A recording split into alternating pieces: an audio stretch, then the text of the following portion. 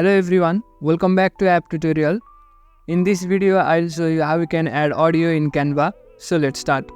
First of all, open the Canva app and log into your account.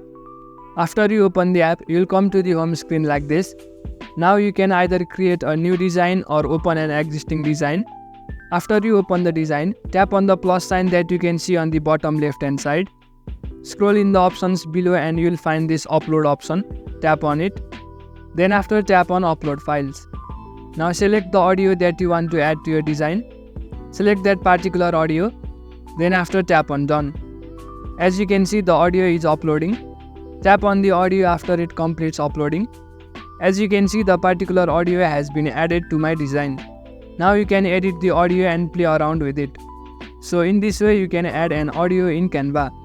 That's it for the video. Make sure to leave a like if you found this helpful and subscribe to the channel for further videos.